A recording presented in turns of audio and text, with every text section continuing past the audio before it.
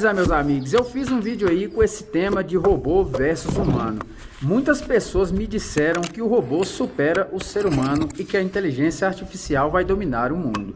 Porém, meus amigos, o que eu quis dizer no vídeo é que o ser humano, a habilidade de criar coisas, a criatividade é um dom dado ao ser humano. E o robô não tem essa habilidade. Igual você está vendo nesse vídeo aqui, a agilidade que esse cara constrói essa casa de madeira na selva. Impressionante a execução dele aí ao fazer essa casa aí, a perfeição.